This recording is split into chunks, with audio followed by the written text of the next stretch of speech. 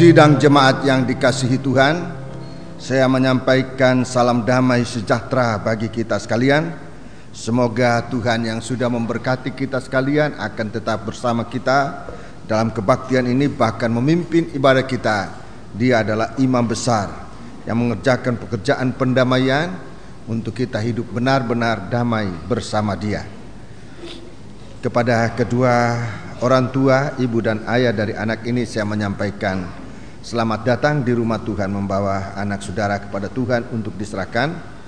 Sebab inilah satu tindakan yang paling tepat untuk hidup manusia di dunia yang penuh dengan kesukaran dan bahkan banyak tantangan-tantangan yang mengerikan. Saya akan memperkenalkan anak ini kepada sidang jemaat. Semoga dapat diterima untuk hidup bersama dengan kita menjadi anggota tubuh Kristus yang digembalakan dalam jemaat ini, menanti kedatangan Tuhan yang mengangkat kita ke dalam kerajaannya yang kekal.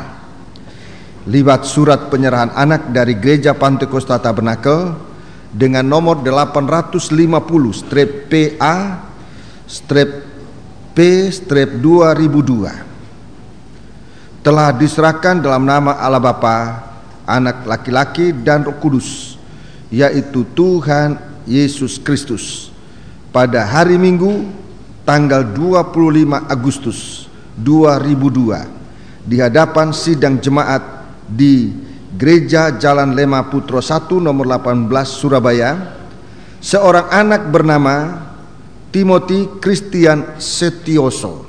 Sudah lengkap? Lahir di Surabaya tanggal 25 Juni 2002. Alamat Jalan Baruk Utara 17/BS nomor 4 Surabaya. Ayah Sukarjo Setioso, ibu Sri Mindarwati. Surat ini akan saya serahkan seusai penyerahan untuk disimpan dengan sebaik-baiknya, diusahakan jangan sampai hilang dan atau apalagi rusak, supaya itu benar-benar bermanfaat di kemudian hari. Kita akan membaca di dalam Injil Lukas pasal yang ke-12. Injil Lukas pasal yang ke-12. Kita baca dalam Injil Lukas pasal yang ke-12 mulai ayat yang ke-22 sampai dengan ayat yang ke-30. Ayat 22 sampai ayat 30 saya akan bacakan. Baiklah, kita ikuti bersama. Bukan hanya kedua orang tua ini, tapi kita semua membutuhkan hidup di dalam Tuhan. Yesus berkata kepada murid-muridnya, "Karena itu aku berkata kepadamu, janganlah khawatir akan hidupmu, akan apa yang hendak kamu makan, dan janganlah khawatir pula akan tubuhmu, akan apa yang hendak kamu pakai. Sebab hidup itu lebih penting daripada makanan, dan tubuh itu lebih penting daripada pakaian. Perhatikanlah burung-burung gagak yang tidak menabur dan tidak menuai dan tidak mempunyai gudang atau lumbung, namun demikian diberi makan oleh Allah. Betapa jauhnya kamu melebihi burung-burung itu. Siapakah di antara kamu yang karena kekhawatirannya dapat menambahkan sehasta pada jalan hidupnya? Jadi, jikalau kamu tidak sanggup membuat barang yang paling kecil, mengapa kamu khawatir akan hal-hal lain? Perhatikanlah bunga bakung yang tidak memintal dan tidak menenun. Namun aku berkata kepadamu, Salomo dalam segala kemegahannya pun tidak berpakaian seindah salah satu dari bunga itu. Jadi, jikalau rumput di ladang yang hari ini ada dan besok dibuang ke dalam api, demikian didandani Allah, terlebih lagi kamu, hai orang yang kurang percaya." Ayat 29 ini tekanan untuk kita semua dan juga buat anak kecil dan keluarga ini. Ayat 29. Jadi janganlah kamu mempersoalkan apa yang akan kamu makan atau apa yang akan kamu minum, dan janganlah kamu cemas hatimu. Semua itu dicari bangsa-bangsa di dunia yang tidak mengenal Allah. Akan tetapi Bapamu tahu bahwa kamu memang memerlukan semuanya itu. Puji Tuhan. Jadi inilah keadaan kita manusia, di mana Tuhan sesungguhnya sudah menjamin kehidupan kita. Namun ada saja seringkali begitu kita cemas, bahkan ketakutan, dan dalam keadaan cemas kita membuat jalan sendiri, lalu kita ikuti jalan itu yang penuh dengan resiko yang sangat tinggi sekali tanpa kita menyadari. Tetapi di sini pada pagi hari ini kita melihat bagaimana lagi Tuhan membaharui ingatan kita, membaharui pengertian kita, bahkan menambah iman kita lebih teguh. Firman ini sudah berulang kali dibaca, baik di dalam gereja maupun dibaca secara pribadi.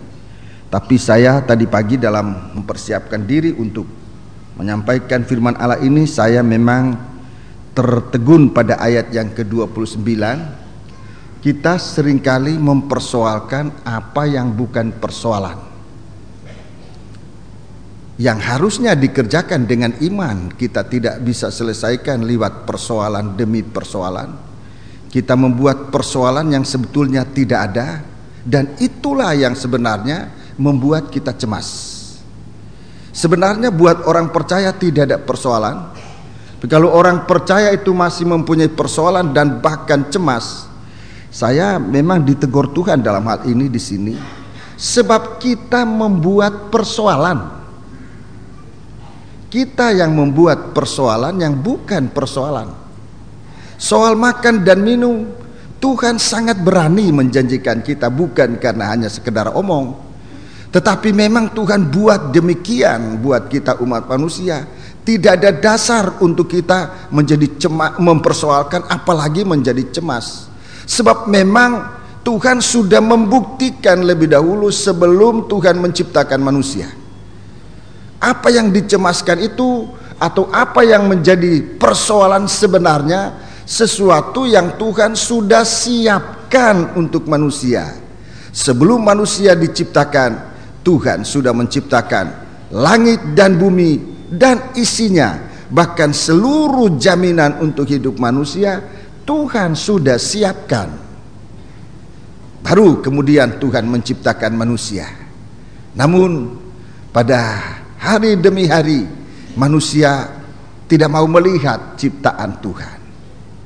Lalu manusia diseret oleh iblis untuk mempersoalkan soal yang bukan persoalan, mengenai makanan, bahwa sesungguhnya kamu tidak boleh makan dan sebagainya. Banyak yang dipersoalkan oleh setan. Saudara-saudaraku, di dalam kitab Kejadian memang disebut demikian. Jadi setan datang untuk membawa persoalan. Dalam pasal 3, Kejadian pasal 3 itu dipersoalkan oleh setan. Pasal 3, tentu Allah berfirman, semua pohon dalam taman ini jangan kamu makan buahnya, bukan.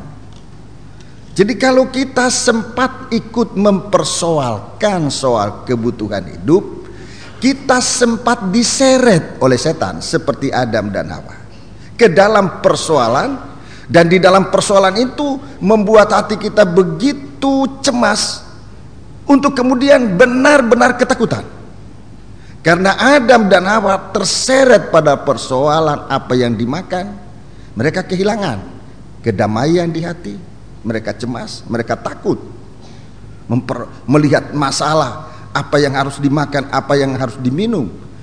Kalau tanpa Tuhan, kalau kita tidak ingat firman Tuhan, kalau kita tidak mau lihat pekerjaan Tuhan untuk kehidupan kita, memang kita gampang diseret masuk dalam masalah itu. Dan kita bukan hanya kehilangan makanan, tapi juga kehilangan pakaian. Mereka telanjang. sebetulnya tidak perlu terjadi. Itulah masalah pokok pada manusia di hari-hari ini, soal apa yang dimakan, apa yang dipakai.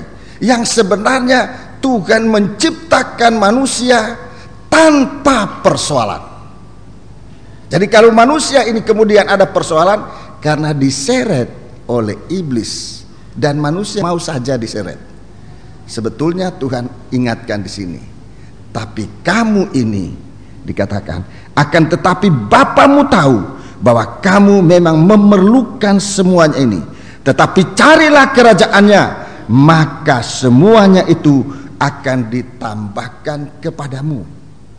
Jadi ini yang sebenarnya. Jadi kalau sekarang kita lihat manusia benar-benar terlibat dalam persoalan untuk tidak bisa keluar dari situ, ini berarti kita mengakui setan berhasil dalam kehidupan kita.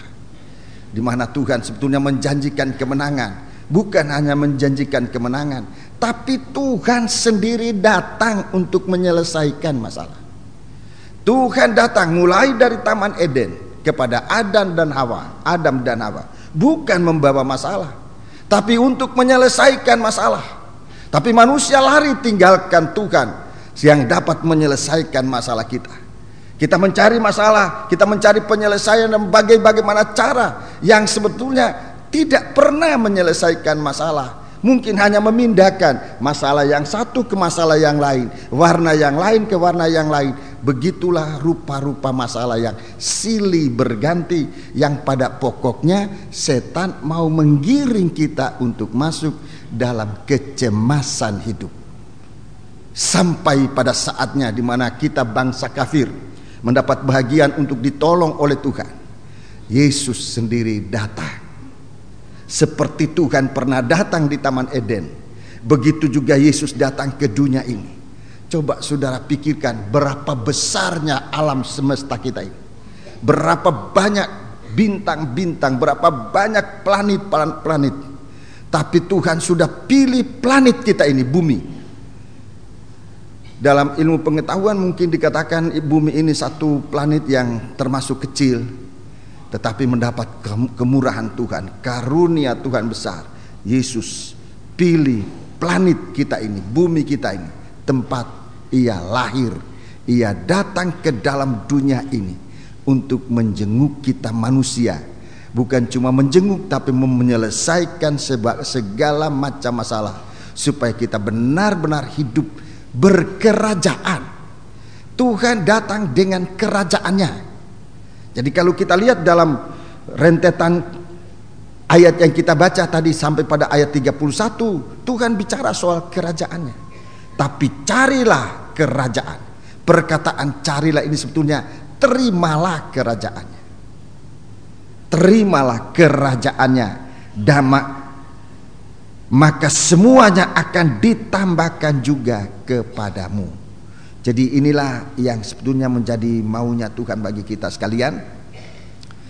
Banyak kali kita memikirkan soal itu, dan itu kita sudah mengalami dalam kesaksian ibu dan ayah dari anak ini. Tadi kita sudah melihat bagaimana masa lalu.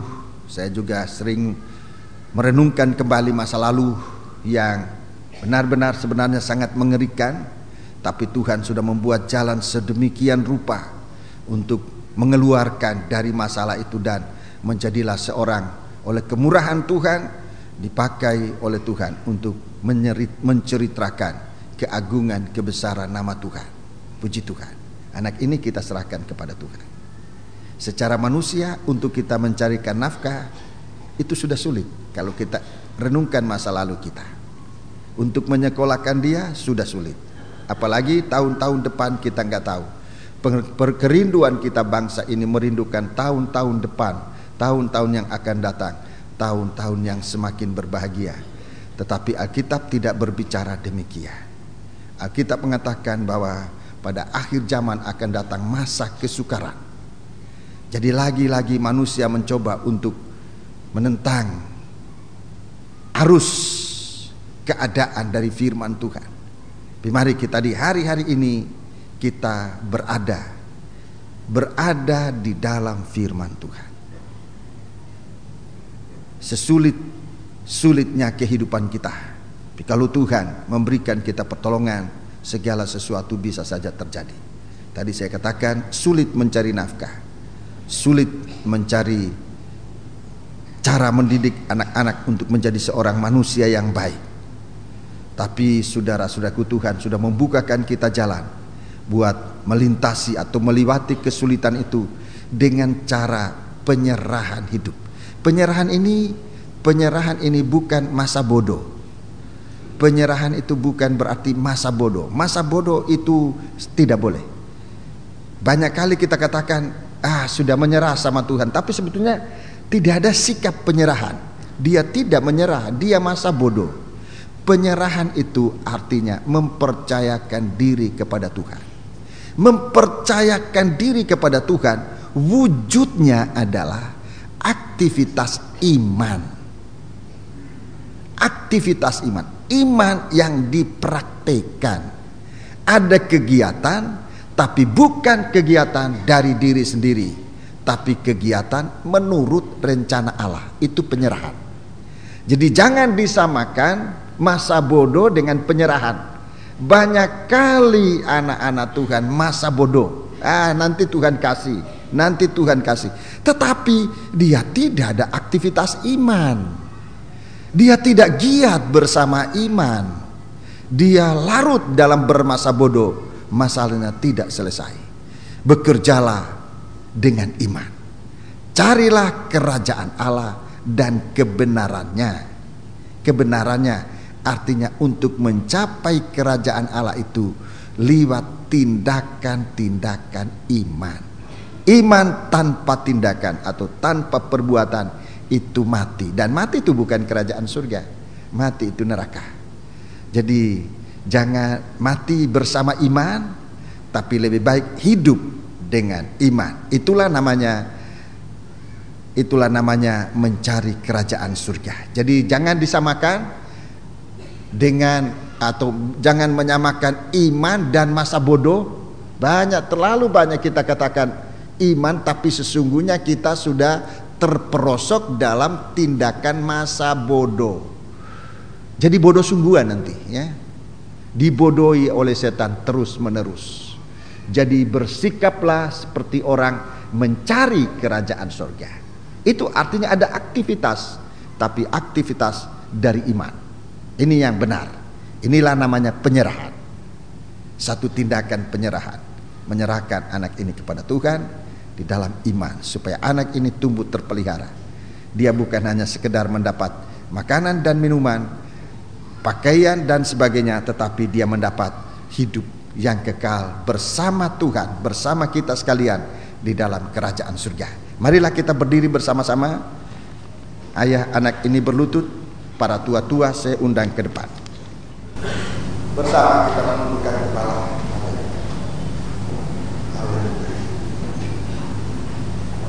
Bapa di surga, dalam nama Tuhan Yesus Kristus, Tuhan kami yang kami sembah, kami datang kepadamu membawa anak ini di hadapan hadirat-Mu.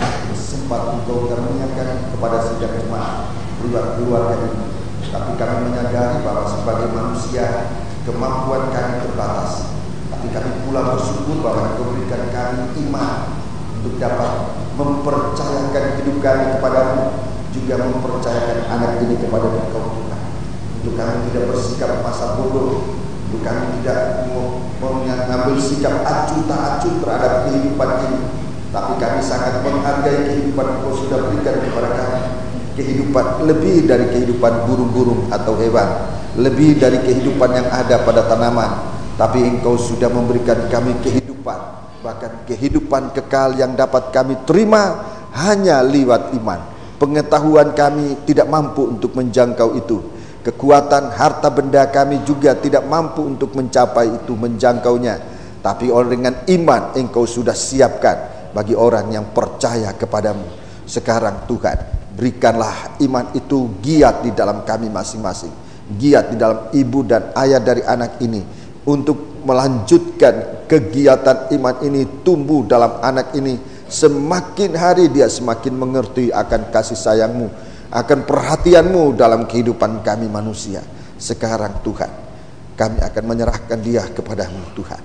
hanya bubulah kuasamu, bubulah berkat-Mu dalam tangan hamba-Mu untuk hamba letakkan dalam kehidupan anak ini. Dan sekarang kekasihku Timothy Christian Setioso, kami serahkan engkau ke dalam tangan Tuhan, di dalam nama Bapa dan Anak laki-laki dan Roh Kudus, yaitu Tuhan Yesus Kristus. Tinggallah di dalamnya, berkerajaan bersama Dia, kerajaan damai sentosa bersama Tuhan.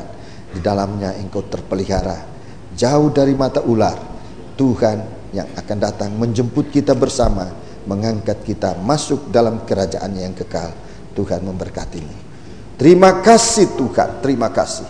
Terima kasih engkau sudah menerima anak ini, dan biarlah dia tetap terpelihara bersama kami semua di dalam tangan-Mu Tuhan. Terima kasih. Sekarang Bapa, kami akan masuk dalam pemberitaan firman. Berikan kami suatu kekuatan perhatian untuk bisa mengikuti pemberitaan firman. Bapa, cuaca atau keadaan apapun di sekitar kami jangan kiranya mengganggu kami. Terlebih setan jangan mengganggu kami. Sebab itu Tuhan, kami panggil nama Engkau buat usir segala pengacau, segala setan. Di dalam nama Tuhan Yesus Kristus, setan kami perintahkan kamu semua dalam nama Yesus pergi. Darah Yesus yang berkuasa.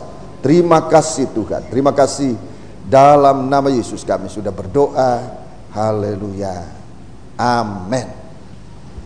Silakan duduk saudara-saudara yang dikasihi Tuhan. Sidang jemaat yang dikasihi Tuhan, saya menyampaikan salam sejahtera, damai sejahtera bersama Tuhan. Kiranya tetap menyertai kita, lanjutan kebaktian kita untuk bisa kita memusatkan hati dan pikiran kita dalam menerima firman Tuhan. Tuhan kiranya menolong kita, dan tanpa Tuhan kita tidak mampu melakukan suatu apapun juga. Mari bersama kita akan masuk dalam pemberitaan firman Tuhan dalam surat Roma pasal yang ke-8. Surat Roma pasal yang ke-8, kita membaca beberapa buah ayat sedikit panjang, tetapi lebih bagus daripada kita menyingkat-nyingkatkan dan kemudian kita hilang jejaknya Tuhan dalam firman ini. Kita membaca Roma 8 ayat 27 sampai dengan ayat yang ke-39. Ayat 27 sampai dengan ayat 39. Dan Allah Sebentar. Saya menunggu saudara-saudara menemukan ayat ini, agak panjang pembacaan. Jadi sebaiknya saudara ikuti dalam Alkitab saudara. Mungkin nanti ada bagian-bagian yang perlu digarisbawahi, agar dalam penjelasan nanti saudara cepat menemukan istilah-istilah yang saya akan gunakan, agar saya tidak menyimpang dari firman yang tertulis di dalam Alkitab. Surat Roma 8 ayat 27. Jadi kalau saudara membaca sendiri banyak keuntungannya, keuntungan untuk saudara banyak, keuntungan buat saya juga banyak, yaitu selain dari saya menerima berkat, saya juga terkontrol dalam pemberitaan firman, tidak menyimpang. Saudara ikut mengontrol apa ada tertulis di dalam kitab atau tidak. Mari, pasal 8 ayat 27 sampai 39. Dan Allah yang menyelidiki hati nurani mengetahui maksud roh itu, yaitu bahwa Ia sesuai dengan kehendak Allah berdoa untuk orang-orang kudus. Iya, Tuhan itu berdoa. Seringkali kita berdoa kepada Tuhan, tapi di sini kita lihat ada pendoa syafaat yang luar biasa. Roh Kudus, ya, dalam ayat 26, Roh Kudus, ya. Roh itu Ia sesuai dengan kehendak Allah berdoa untuk orang-orang kudus. Jadi kalau kita ini oleh Tuhan dibawa untuk disucikan, baik oleh darah anak domba Allah, baik oleh firman, baik oleh ajarannya Tuhan, saudara-saudaraku, maupun oleh Roh itu sendiri. Maksudnya supaya kita masuk dalam jaringan doa dari Tuhan itu. Kita mengharapkan manusia berdoa, tapi seringkali manusia lupa berdoa. Kita sendiri seringkali lupa berdoa. Roh Kudus tidak pernah lupa berdoa.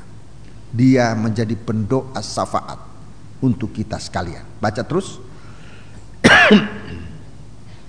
Kita tahu sekarang bahwa Allah turut bekerja dalam segala sesuatu untuk mendatangkan kebaikan bagi mereka yang mengasihi Dia, yaitu bagi mereka yang terpanggil sesuai dengan rencana Allah. Iya, terpanggil itu di garis bawah. Orang yang terpanggil itu di garis bawah. Jadi orang kudus, orang yang terpanggil. Jadi supaya sudah lihat tingkatan-tingkatan bagaimana Tuhan menolong kita sekalian. Baca terus. Sebab semua orang yang dipilihnya dari semula, mereka juga ditentukannya dari semula untuk menjadi serupa dengan gambaran anaknya, supaya ia, anaknya itu menjadi yang sulung di antara banyak saudara. Iya, kita garis bawahi yang dipilih, semua yang dipilihnya dari semula. Dipilihnya dari semula. Baca terus. Dan mereka yang ditentukannya dari semula, mereka itu juga dipanggilnya. Terus. Dan mereka yang dipanggilnya, mereka itu juga dibenarkannya. Dan mereka yang dibenarkannya, mereka itu juga dimuliakannya. Iya, kita lihat dibenarkannya, mereka juga dibenarkan, itu di garis bawah. Dibenarkan ayat 30 itu, dimuliakan itu juga di garis bawah. Jadi kita lihat wujud ya, keadaan atau suatu mutu dari orang yang dipanggil oleh Tuhan. Tidak sebarang, satu kehidupan yang luar biasa ya. Itulah suatu kualitas yang tinggi sekali. Suatu kualitas yang tinggi sekali. Sampai di sini kita lihat bagaimana manusia itu dimuliakan oleh Tuhan. Mari kita baca kualitas selanjutnya ayat 31. Sebab itu, apakah yang akan kita katakan tentang semuanya itu? Ya. Jika Allah di pihak kita, siapakah yang akan melawan kita? Ya. Ia yang tidak menyayangkan anaknya sendiri, Ya. tetapi yang menyerahkannya bagi kita semua. Bagaimanakah mungkin ia tidak mengaruniakan segala sesuatu kepada kita bersama-sama dengan Dia? Iya. Jadi ayat 32 itu, kalau Tuhan mengaruniakan anaknya itu sudah paling mahal, paling tinggi. Kalau itu sudah diserahkan, masakan yang lain-lain itu dalam penyerahan tadi, soal makanan, soal pakaian, masakan itu Tuhan tidak kasih. Ya. Jadi di garis bawahi, bagaimanakah mungkin tidak mengaruniakan segala sesuatu kepada kita bersama-sama dengan Dia. Ini penting. Pemberian itu bersama dengan Tuhan. Pemberian itu harus kita terima bersama dengan Tuhan. Makanya saya suruh garis bawahi ini. Sebab banyak kali kita menerima berkat, sesudah menerima berkat kalau tanpa Tuhan. Berapa banyak kali orang malah tinggalkan Tuhan sesudah diberkati. Sebab dia menerima berkat, betul berkat dari Tuhan, tetapi dia tidak menerima bersama dengan Dia, bersama dengan Tuhan. Kalau Tuhan berkati kita, terima bersama dengan Dia yang memberkati kita. Ini kehidupan yang benar. Ini kita dibenarkan oleh Tuhan. Kalau kita menerima berkat, terima bersama dengan Dia. Banyak kali manusia, dalam hal ini kita juga sering mengalami, sesudah diberkati oleh Tuhan, kita lupa Dia yang sudah memberkati kita. Dalam beberapa kesaksian tadi kita dengar, saudara-saudaraku, bagaimana oleh sesuatu hal yang coba mengganggu, berkat yang pernah diterima sebelumnya, tapi terganggu sampai untuk masuk kebaktian aja tidak bisa. Tetapi di dalam keadaan itu masih bersyukur. Kita dengar dalam kesaksian, mereka masih merasakan gelisah, ada sesuatu kekurangan untuk kemudian selalu mau mencari jalan kembali kepada, masih kita bersyukur. Tetapi saya harus sampaikan bukan untuk mendoakan demikian, untuk jadi demikian, tapi saya ingin memberitahu sebagai suatu hal yang harus kita perhatikan, saudara-saudaraku. Kalau kita lupakan Tuhan, kita terima berkatnya, lupakan Tuhan, di suatu waktu dalam Wahyu pasal 13 itu menjadi orang-orang yang mengikuti antikris, di mana tidak ada kesempatan untuk berbalik kepada Tuhan. Jadi mulai dengan memisahkan apa-apa yang Tuhan berikan kepada kita dengan Tuhan itu sendiri, di suatu waktu benar-benar Tuhan tidak berkenan untuk kita ketemukan Dia lagi atau bertemu dengan Dia lagi. Baca terus. Siapakah yang akan menggugat orang-orang pilihan Allah? Ya. Allah yang membenarkan mereka. Ya. Siapakah yang akan menghukum mereka? Kristus Yesus yang telah mati, bahkan lebih lagi, yang telah bangkit, yang juga duduk di sebelah kanan Allah, yang malah menjadi pembela bagi kita. Ini digaris bawahi, pembela, menjadi pembela bagi kita. Pembela, bukan pembelah, pembela. Pembela bagi kita. Baca terus. Siapakah yang akan memisahkan kita dari kasih Kristus? Iya. Penindasan atau kesesakan, atau penganiayaan, atau kelaparan, atau ketelanjangan, atau bahaya, atau pedang? Sebab ada tertulis, oleh karena engkau kami ada dalam bahaya maut sepanjang hari. Kami telah dianggap sebagai domba-domba sembelihan. Tetapi dalam semuanya itu kita lebih daripada orang-orang yang menang oleh Dia yang telah mengasihi kita. Sebab aku yakin bahwa baik maut maupun hidup, baik malaikat-malaikat maupun pemerintah-pemerintah, baik yang ada sekarang maupun yang akan datang, atau kuasa-kuasa, baik yang di atas maupun yang di bawah, ataupun sesuatu makhluk lain, tidak akan dapat memisahkan kita dari kasih Allah yang ada dalam Kristus Yesus Tuhan kita. Iya, jadi ini tujuannya Tuhan. Untuk suatu waktu kita tidak bisa terpisahkan lagi dengan Tuhan. Ini pemilikan yang betul, ya. Sampai suatu waktu kita tidak dapat dipisahkan, ya. Tidak dapat apapun tidak dapat memisahkan kita dari kasih Allah yang ada dalam Kristus Yesus Tuhan kita. Ayat 39, kalimat yang terakhir, ya. Dua kalimat terakhir. Tidak akan dapat memisahkan kita dari kasih Allah yang ada di dalam Kristus Yesus Tuhan kita. Ini digaris bawahi. Jadi kita ikut Tuhan harus sampai sejauh ini. Ini rencana Allah yang disebut dalam ayat yang ke-27 tadi. Itu rencana Allah, itu kehendak Allah, ya. Ayat 28 itu juga yang merupakan rencana Allah. Memanggil kita tidak separuh-separuh jalan.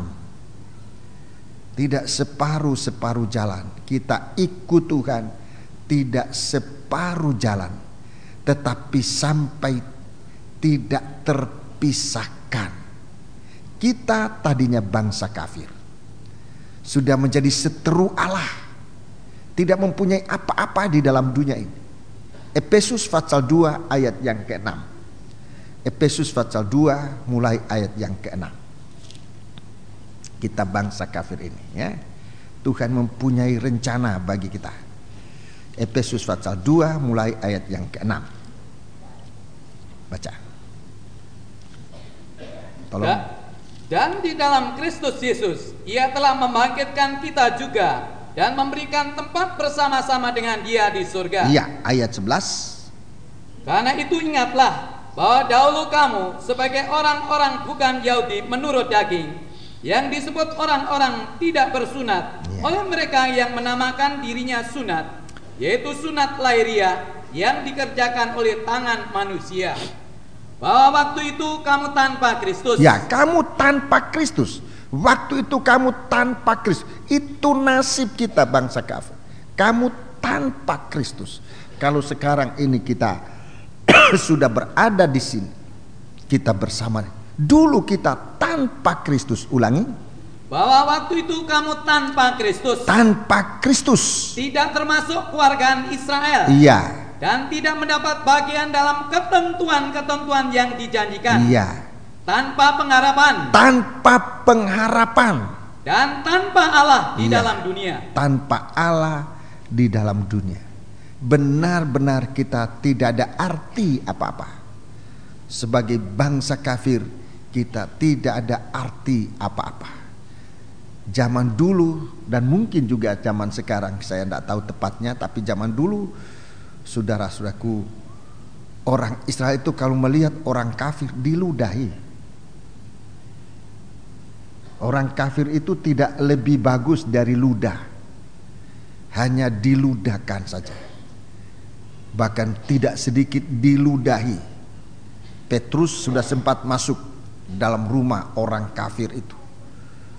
Dia mendapat sorotan tajam dari teman-teman rasul-rasul yang lain. Tapi dia membela. Dia mulai memberitakan berita ini bagi kita sekalian. Jadi saudara-saudaraku, coba kita lihat, renungkan kembali. Kita bangsa kafir yang tidak ada apa-apa, tidak ada arti apa-apa. Saudara-saudaraku, kita tidak ada arti apa-apa di dunia ini. Tetapi Tuhan sudah menjadikan kita sesuatu, yaitu harta miliknya sendiri. Kita di dalam surat Roma tadi, kita dipilih oleh Tuhan. Kita sudah dipilih oleh Tuhan. Seperti bangsa Israel sudah juga dipilih oleh Tuhan. Lewat nenek moyang mereka Ibrahim, mereka dipilih menjadi suatu bangsa pilihan Tuhan. Jadi dipilih karena kasih karunia lewat janji yang diberikan oleh Tuhan kepada Ibrahim. Kita juga menjadi orang pilihan sama seperti mereka. Kita juga sekarang sudah menjadi sama, menjadi orang pilihan. Tolong baca dalam 1 Petrus pasal 2 ayat yang ke-9. 1 Petrus pasal 2 ayat yang ke-9. Tetapi kamulah bangsa yang terpilih. Iya, kamu bangsa yang terpilih. Jadi kita ini bangsa yang terpilih itu oleh iman. Baca terus. Imamat yang rajani. Iya. Bangsa yang kudus, umat kepunyaan Allah sendiri. Supaya kamu memberitakan perbuatan-perbuatan yang besar dari Dia, Iya. yang telah memanggil kamu keluar dari kegelapan kepada terangnya yang ajaib. Iya. Jadi seperti bangsa Israel itu sudah dipilih oleh Tuhan. Kita juga dipilih oleh Tuhan. Kita dipilih oleh Tuhan lewat iman. Nah, ini kita harus terima dengan baik. Dalam Injil Matius 8, 9 dan 10.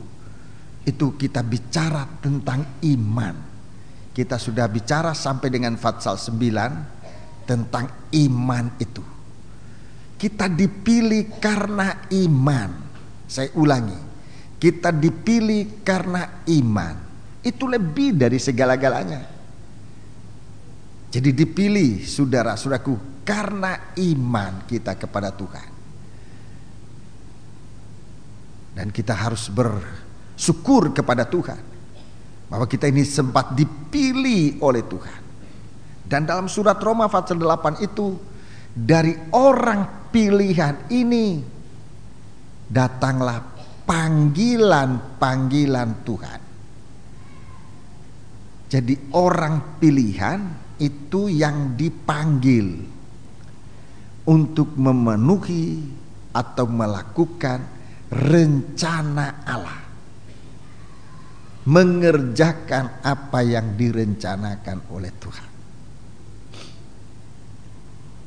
Dipilih, dipanggil. Tuhan membentuk kita sedemikian rupa, saudara. Jadi dipilih, dipanggil. Kita sekarang mendapat panggilan-panggilan Tuhan. Masing-masing kita ada panggilan. Sayang kalau saudara tidak memelihara panggilan saudara. Sebagai seorang imam-imam yang disebut di sini menjadi imam-imam yang rajani, imam-imam dan raja-raja. Jadi kita dipanggil untuk kedudukan, untuk jabatan-jabatan di dalam tubuh Kristus. Ini perkataan jabatan dalam tubuh Kristus ini kita harus sungguh-sungguh renungkan untuk kita miliki. Kita orang-orang yang dipilih, kemudian dari orang yang dipilih itu dipanggil. Saya tidak mau berbicara tentang orang yang tidak punya panggilan, sebab memang Alkitab ini bicara orang yang dipanggil, yang mendengar panggilan Tuhan. Dan panggilan Tuhan itu, panggilan Tuhan saudara-saudaraku, yang saya baca pengalaman dari orang-orang suci, yang juga merupakan pengalaman saya dipanggil, itu diarahkan kepada pribadi kita. Kita yang mendengar panggilan itu yang saya alami.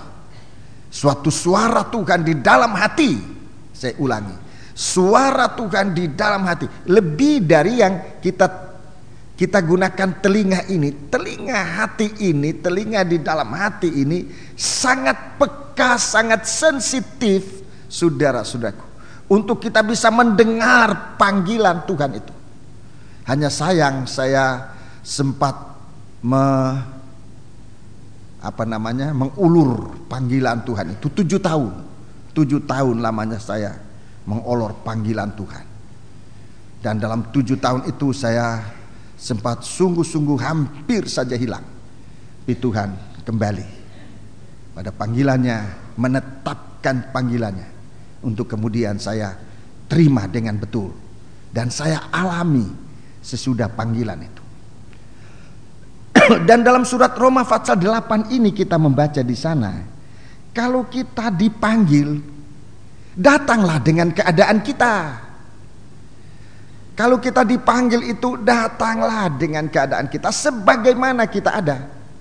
Saudara-saudaraku, kalau kita dipanggil itu, datanglah sebagaimana kita ada. Tunjukkan, inilah aku Tuhan dalam segala keadaan semacam ini. Sebab dengan menunjukkan keadaan kita, maka proses berikutnya, proses membenarkan, itu yang akan terjadi. Proses membetulkan kalau itu rusak, proses menggenapkan kalau itu kurang, itu akan jelas atau cepat terjadi. Jadi jangan kita coba-coba untuk membetulkan sendiri tanpa sesuai dengan rencana Allah. Kita bawa kehidupan kita. Saudara, kalau bodoh ya bodoh, datang waktu bodoh itu. Jangan katakan, Tuhan tunggu nanti kalau saya sudah pandai. Ini yang saya alami, saudara-saudaraku. Waktu saya dipanggil oleh Tuhan, saudara-saudaraku, saya masih sekolah. Saya suruh Tuhan tunggu, saya tamat SMA dulu, baru saya keluar, baru saya ikut panggilan. Waktu saya tamat SMA, saya tidak ingat lagi panggilan Tuhan itu, hilang. Saya lanjutkan studi saya, dan dalam keadaan begitu hampir saja saya hilang. Untung Tuhan cepat datang. Tapi sempat 7 tahun saya kehilangan panggilan itu. Jangan tunggu dulu, tunggu kalau saya pandai dulu baru saya mau jadi hamba Tuhan. Belum tentu. Kalau Tuhan bicara, kalau hari ini engkau mendengar suara Tuhan, jangan keraskan hati. Jadi Tuhan mau panggil kita dalam keadaan sebagaimana apa kita berada, untuk kita tunjukkan kepada Tuhan, aku ini orang bodoh, aku ini tidak bisa apa-apa. Supaya Tuhan yang mengerjakan kita, di dalam kita apa yang menjadi rencana. Tadi kita sudah garis bawahi, Tuhan punya rencana dalam panggilannya. Tuhan sudah mempunyai rencana. Kalau kita sudah membentuk sendiri sebelum rencana Allah, jangan-jangan menjadi suatu wujud yang tidak bisa dipakai. Tuhan mau pakai besar, kita sudah kecilkan duluan. Tuhan mau pakai kecil, kita sudah besarkan duluan, sehingga kita tidak dipakai. Kita dibutuhkan di tempat yang kecil, atau kita dibutuhkan di tempat yang besar, pasti sesuai dengan rencana Allah. Di dalam panggilan Tuhan kepada bangsa Israel, saudara, saat mereka lanjut dalam panggilan Tuhan dalam kitab Keluaran. Dalam kitab Keluaran di sana Tuhan bicara tentang panggilan ini, ya. Kitab Keluaran pasal yang mari kita membaca.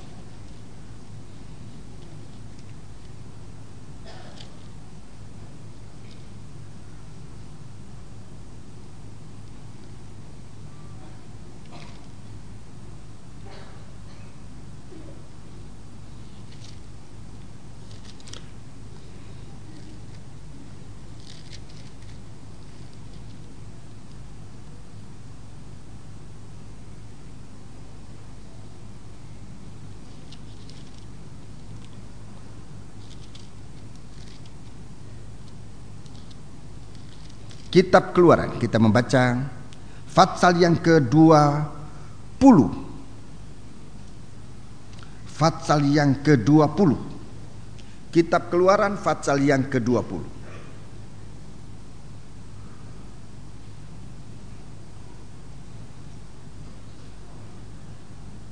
Ayat 24 mulai.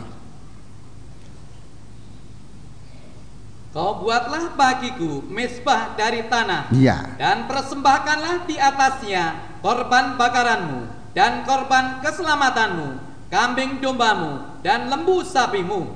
Pada setiap tempat yang kutentukan menjadi tempat peringatan bagi namaku, aku akan datang kepadamu dan memberkati engkau. Iya, ini Tuhan sungguh-sungguh memenuhi panggilannya, pilihan dan panggilannya. Buatlah mezbah bagiku dari tanah. Ini nomor 1, ya, dari tanah, untuk mempersembahkan, untuk tempat mempersembahkan korban bakaran, korban keselamatan, kambing, domba, lembu, sapi, di tempat yang menjadi tempat peringatan yang bagi namaku, ya. Itu yang pertama. Aku akan datang memberkati engkau. Ayat 25. Tetapi jika engkau membuat bagiku mezbah dari batu, Ya, mezbah dari batu. maka jangan engkau mendirikannya dari batu pahat. Ya, jangan batu pahat. Sebab apabila engkau mengerjakannya dengan beliung, maka engkau melanggar kekudusannya. Iya. Terus ayat 26. Juga jangan engkau naik tangga ke atas ke mezbahku, Iya. supaya auratmu jangan kelihatan di atasnya. Ya, terima kasih. Jadi kita lihat di sini Tuhan mau pakai kita menjadi suatu mezbah. Dalam surat 1 Petrus pasal 2, Tuhan punya rencana bagi kita untuk menceritakan kebesaran Tuhan, untuk menceritakan perbuatan-perbuatan yang besar yang kita sudah alami. Di sini zaman Israel Tuhan bicara secara sederhana, membuat mezbah, biar kehidupan kita ini menjadi mezbah di hadapan Tuhan, yang mempersembahkan persembahan yang oleh kemurahan Tuhan berkenan kepada Allah. Di sini ada 3 hal yang Tuhan bicara. Nomor 1, mezbah itu dari tanah. Tanah itu bicara tentang kehidupan kita. Tuhan panggil kita sebagaimana apa adanya kita itu. Kalau memang itu panggilan dari Tuhan, itu panggilan sebagaimana adanya. Di dalam sekolah Alkitab, soal panggilan ini merupakan bagian penting, saudara-saudaraku, namun banyak kurang diperhatikan oleh para siswa, sehingga di kemudian hari ini yang membuat kesulitan dalam pelayanan, tidak dalam panggilan yang benar. Kalau pelayanan tanpa panggilan yang benar itu sulit. Mengapa?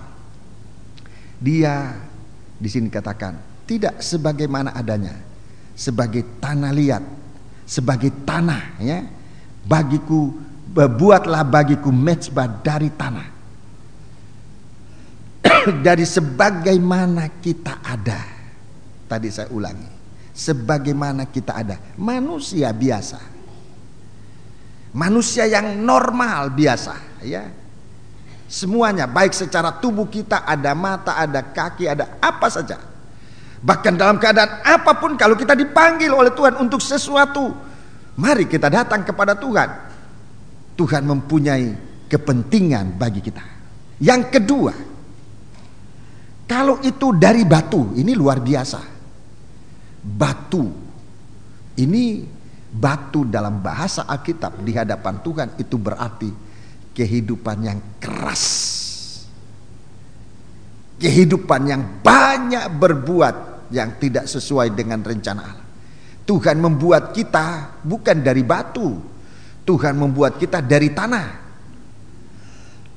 Tapi kalau muncul seseorang menjadi begitu keras bagaikan batu, saudara-saudaraku, manusia yang keras hati, manusia yang sudah berbuat dosa begitu jelek, begitu rupa, hidup dalam kekerasan.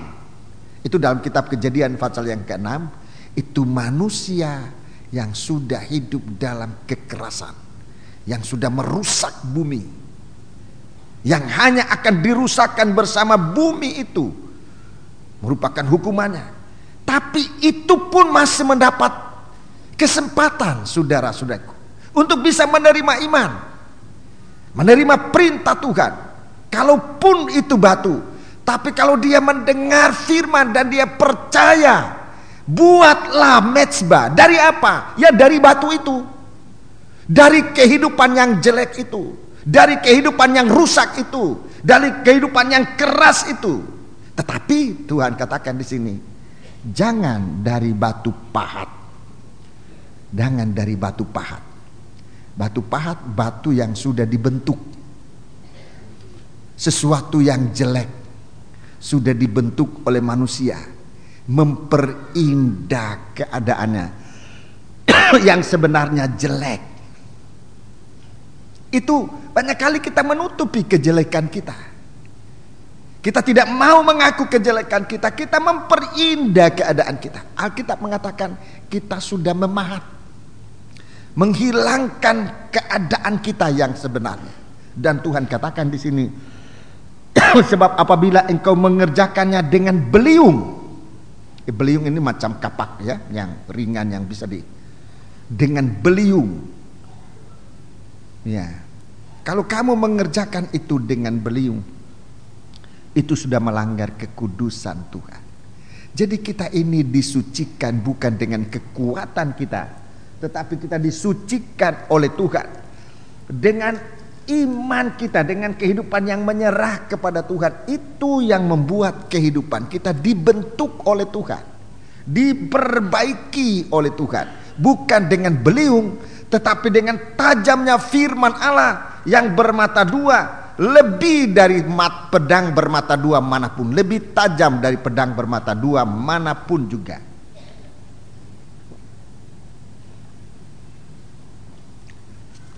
Jadi kalau kita mendengar panggilan Tuhan, kita datang menyerah kepada Tuhan sesuai dengan firman Tuhan. Kalau kita ini tanah manusia, memang itulah manusia, banyak kelemahannya. Tanah itu banyak kelemahannya, banyak kekurangannya, saudara-saudara.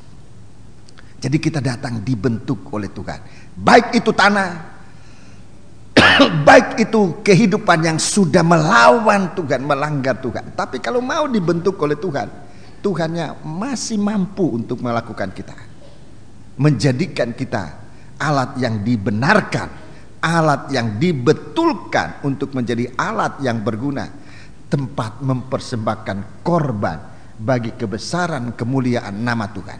Yang ketiga ayat 26, jangan engkau naik tangga ke atas ke mezbahku. Itu artinya membuat mezbah yang tinggi, ya. Kalau naik tangga itu artinya mezbah itu terlalu tinggi, tidak sesuai dengan ukuran. Seringkali kita demikian. Waktu kita sudah dibentuk oleh Tuhan, mungkin kita masih bersyukur kepada Tuhan. Tapi waktu kita sudah dipakai oleh Tuhan, nah ini yang bahaya. Waktu dipakai oleh Tuhan, kita mulai memberikan harga yang lebih tinggi, ya. Merasa harga diri kita lebih tinggi dari sebenarnya yang kita terima dari Tuhan. Kita mulai meninggikan diri, mulai kita macam-macam. Sering saya gunakan istilah jual mahal sama Tuhan. Disuruh ini, oh nggak bisa, harus ini. Ini jual mahal. Sudah dipakai oleh Tuhan, kita pasang tarif tinggi-tinggi, ya. Perhatikan, saat kita sudah dibentuk oleh Tuhan menjadi suatu alat, di saat itu memang nilai kita tinggi. Tapi kita jangan menjadi tinggi hati untuk tidak berguna. Sebab kalau sudah mulai tinggi hati, itu tidak ada gunanya. Kalau kita sudah mulai dipakai oleh Tuhan, sekali lagi jangan pasang tarif tinggi-tinggi, seakan tanpa kita pekerjaan Tuhan tidak berjalan. Tapi kalau kita sudah dibentuk oleh Tuhan sesuai dengan keadaannya untuk dipakai oleh Tuhan, kita berada dalam tangan Tuhan. Kita berada dalam tangan Tuhan. Kita sekarang bersama dengan Tuhan. Untuk apa? Di sana kita katakan, di sana kita dengarkan. Waktu kita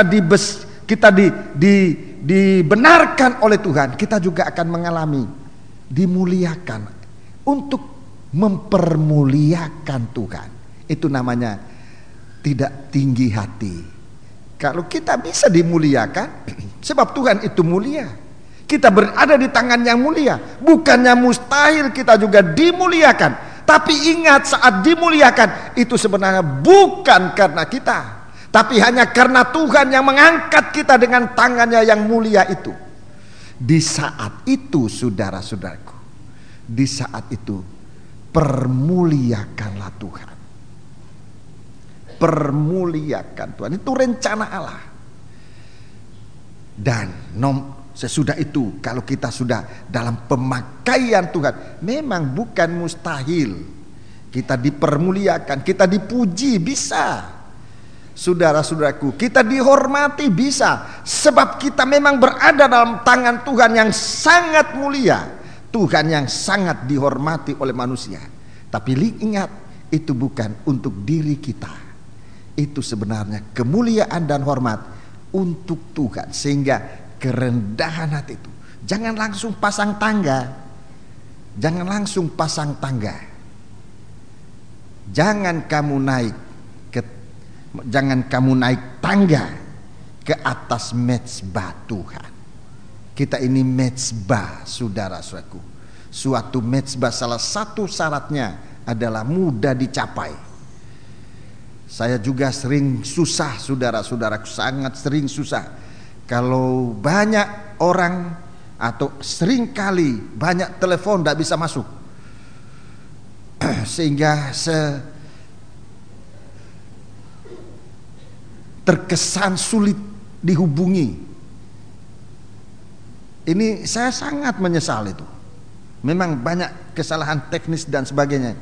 Tapi apapun kejadiannya, apapun sebabnya, saya sangat menyesal di hadapan Tuhan. Saudara-saudaraku, orang membutuhkan.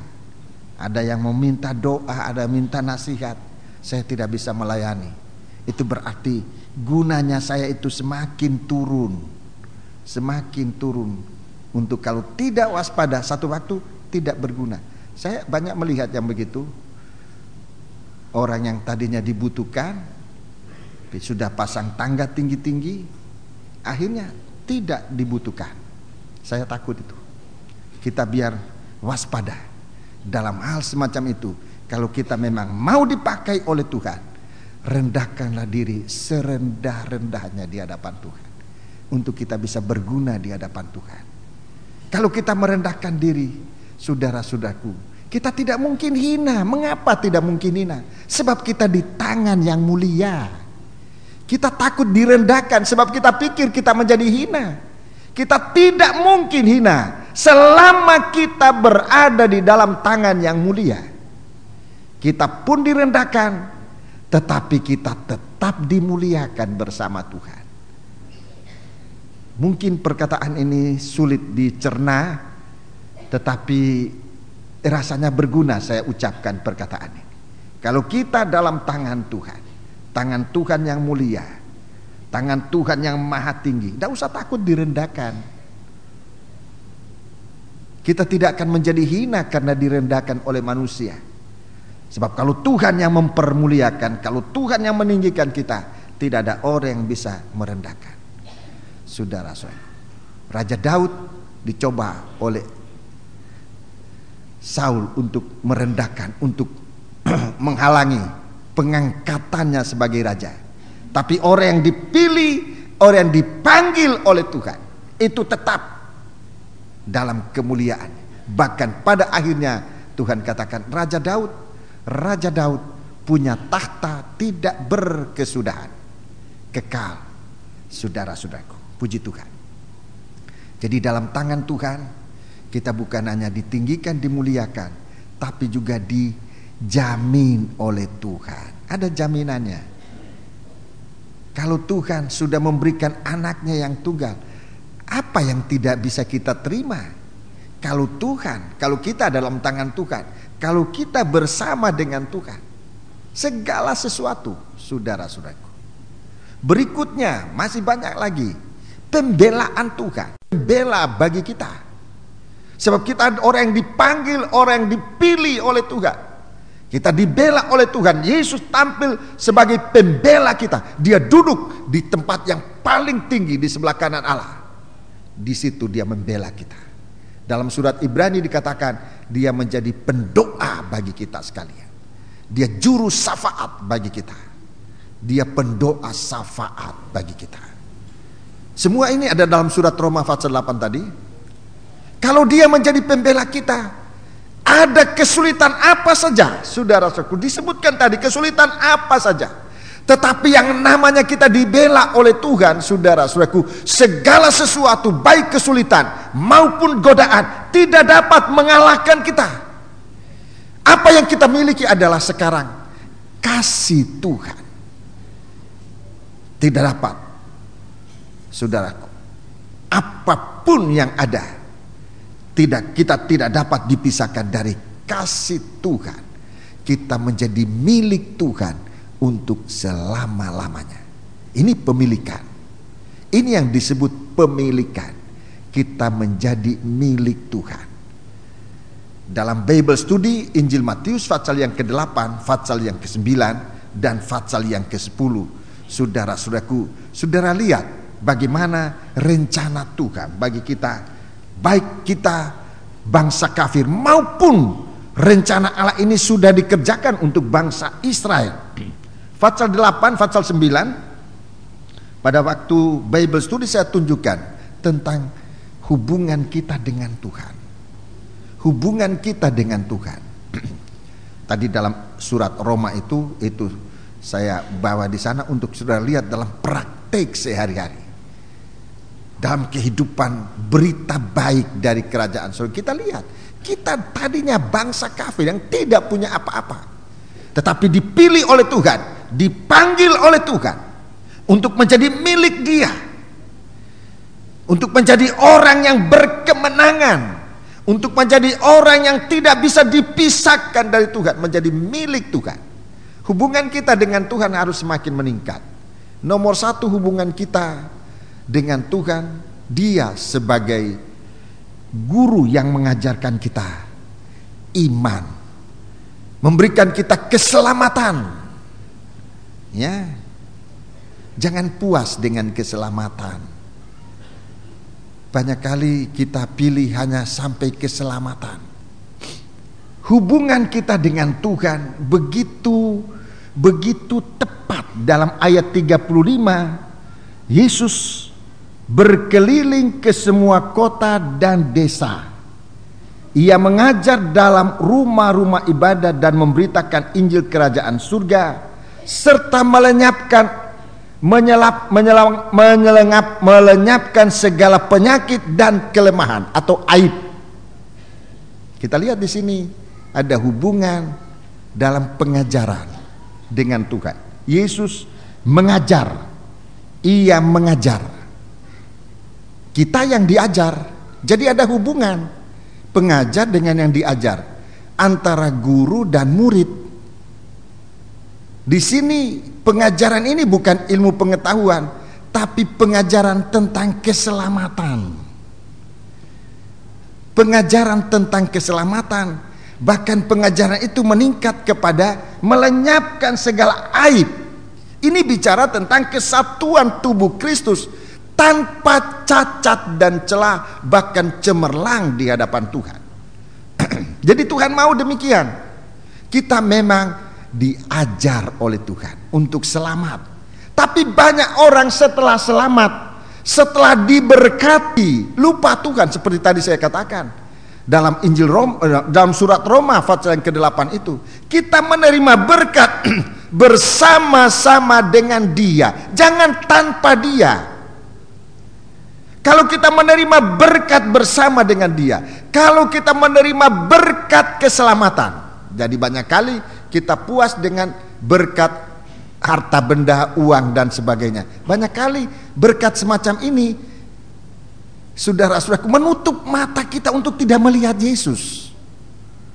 Banyak kali menutup mata kita untuk tidak melihat Yesus. Yang kita lihat hanya berkat, Yesusnya kita lupa. Orang semacam ini gugur dari iman. Dia akan gugur dari iman di saat kapan? Saat berkatnya itu hilang. Yesus dia tidak lihat lagi, memang tidak ada, sudah dia tadinya hanya melihat harta benda. Yesus dia tidak lihat lagi, dia gugur dari iman. Dan disebutkan kejadiannya adalah pada akhir zaman. 1 Timotius 4 ayat 1, akan banyak orang gugur dari iman. Saudara-saudaraku, ini kita jaga. Jadi kalau hubungan kita dengan Tuhan hanya sebagai guru dan murid, kita sudah puas dengan berkat, bisa di akhir zaman gugur dari iman. Bisa. Seperti murid yang saya sudah katakan, seperti murid. Kalau dia sudah tamat, dia tidak tinggal lagi di sekolah itu. Dia sudah pergi. Tapi kalau kita menerima berkat itu sebagai suatu ajaran keselamatan bersama dengan Tuhan, ya, mata kita akan diarahkan kepada Dia untuk melihat Dia lebih besar, untuk menghapuskan segala cacat kita. Kita akan masuk, kita akan rela dibentuk oleh Tuhan menjadi seorang yang menjadi anggota gereja Tuhan, menjadi tubuh Kristus yang sempurna, segala aib dilepaskan. Yang kedua, ayat yang ke-36,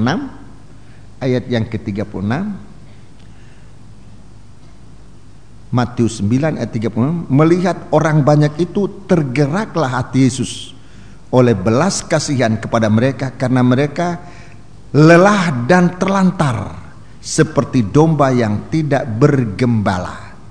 Ini hubungan gembala dan domba. Hubungan gembala dan domba. Ada hubungan gembala dan domba. Di sini dikatakan masih ada domba terlantar. Masih ada domba yang lelah. Jadi hubungan ini harus ditingkatkan. Tidak cukup hanya kita menjadi seorang anggota gereja. Sebab kalau hanya sampai sejauh itu, banyak kali masih bisa terlantar. Kenapa bisa terlantar? Dalam Bible Study saya sudah jelaskan. Ada 3 hal. Ada 3 hal domba ini bisa terlantar. Saudara-saudaraku, ada 3 hal domba ini bisa terlantar. Kita jaga baik-baik. Jangan sampai kita menjadi kehidupan yang terlantar, oleh karena kehidupan ini jauh dari Tuhan, tidak tergembala. Itu nomor 1. Terlantar karena tidak tergembala. Itu sudah jelas. Harus mengalami satu kehidupan yang digembalakan, seperti Raja Daud. Raja Daud dia seorang gembala, tetapi dia tidak mau kalau tidak tergembala. Dia memandang Yesus itu gembala dia. Dia mengikut kemanapun Tuhan pergi. Dia tergembala. Yang kedua, domba itu tersesat atau jatuh ke dalam jurang. Domba itu jatuh ke dalam jurang. Ini bicara tentang dosa. Di dalam dosa. Dalam Lukas 15, saudaraku tersesat di padang belantara. Dunia ini jatuh dalam dosa bersama dunia ini. Di situ jatuhnya. Di situ dia pasti lelah, di situ dia terlantar. Yang ketiga kali, manusia ini, domba-domba itu tersesat di atas gunung-gunung. Gunung-gunung itu bicara tentang, atau Tuhan bicara tentang penyembahan berhala dari bangsa Israel, menyembah di gunung-gunung, bukit-bukit, persembahan korban kepada ilah-ilah lain. Ini jangan sampai sejauh itu, ya. Kita tinggalkan ini. Sekarang kita berada pada yang ke-37 ayat 37-38. Penuai. Supaya kita menjadi seorang yang ditugaskan untuk menuai. Mintalah kepada yang empunya tuaian. Yang empunya tuaian. Semua ini saya sudah jelaskan dalam Bible Study. Saudara lihat di Bible Study. Kalau saudara mau pesan kasetnya, saudara Yosef ada, saudara Ali, ya, kaset-kaset itu dalam. Ulangi, dengarkan. Ini saya secara garis besar aja. Jadi hubungan antara penuai dengan yang dituai, pemilik tuaian dengan tuaian itu sendiri. Pemilik tuaian dengan gandum. Pemilik tuaian itu Tuhan. Gandum itu kehidupan kita yang sudah sempat dibentuk oleh Tuhan, melalui proses untuk menjadi mempelai wanitanya. Ada 3 milik Tuhan yang tidak boleh diganggu gugat. Seisi dunia, seisi alam ini, itu Tuhan punya. Itu Tuhan punya. Tetapi ada 3 macam milik Tuhan yang tidak boleh diganggu gugat. 3 macam milik Tuhan yang tidak boleh diganggu gugat. Dan itu yang sudah diganggu gugat di hari-hari ini, ya. Itu yang sedang dipermainkan oleh setan di hari-hari ini. Bahkan masuk di dalam gereja Tuhan. Dan ini kita harus waspada kalau kita melihat itu, saudara-saudaraku, bagaimana milik Tuhan sudah dipermain-mainkan. Yang paling kecil adalah korban persembahan khusus dan perpuluhan. Itu paling kecil, hanya 1/10. Hanya 1/10. Tapi itu milik Tuhan. Bangsa Israel sempat hilang oleh karena soal ini. Bangsa Israel sempat hilang. Dia masih bangsa Israel, tapi sempat hilang. Dan Tuhan katakan, tidak lagi kamu bangsa pilihan, tapi Tuhan sudah bicara, hei kamu bangsa-bangsa, atau kamu bangsa sama dengan bangsa kafir. Tuhan merosotkan bangsa Israel ini menjadi sama dengan bangsa kafir. Soal perpuluhan ini juga, saudara-saudaraku, sudah banyak dipermainkan oleh gereja Tuhan. Dalam hal ini oleh kita sendiri, baik oleh hamba-hamba Tuhan maupun oleh anak-anak Tuhan, sudah menjadi sesuatu hal bukan hanya dipermainkan, bahkan disingkirkan. Banyak kali kami hamba Tuhan takut bicara soal macam ini, soal perpuluhan, soal persembahan, soal uang. Takut disebut ingin akan uang. Memang banyak bicara karena ingin akan uang, bicara soal uang. Tapi kalau kita mau bicara untuk jemaat itu bisa menjadi milik Tuhan, kenapa mesti takut? Kenapa mesti takut? Sebab kalau kita tidak bicara, berapa banyak orang-orang akan binasa. Memang resikonya itu, saya mengalami itu, dituduh suka uang dan sebagainya. Saya periksa hati saya. Kalau saya bicara soal perpuluhan, kalau saya bicara soal uang, saya periksa hati saya, saudara-saudaraku. Dan oleh kemurahan Tuhan, saya sudah mengalami pemeliharaan Tuhan. Tidak melulu karena uang saya dipelihara oleh Tuhan. Berapa banyak kali saya mengalami pertolongan Tuhan secara luar biasa. Sehingga saya menjadi mengerti bahwa hidup ini bukan karena kelebihan uang, kelebihan harta, tidak. Tapi hidup ini kemurahan Tuhan. Bangsa Israel dilorotkan oleh Tuhan. Sesungguhnya kamu bangsa Israel sudah meninggalkan syariatku. Hanya karena aku Tuhan engkau belum dibuang. Itu katanya Tuhan dalam Maleakhi pasal 3. Jadi banyak kali kita mempermainkan, ini milik Tuhan yang kita tidak punya hak. Itu haknya Tuhan. Itu haknya Tuhan. Kita harus waspada. Nomor 1 ya paling rendah. Nomor 2 ini menengah. Nomor 2 penyembahan. Keluaran 20 itu penyembahan. Itu ditaruh dalam hukumnya. Hukum yang ketiga, jangan menyembah berhala. Di situ Tuhan menampilkan pribadinya sebagai Allah yang cemburuan. Allah yang cemburuan.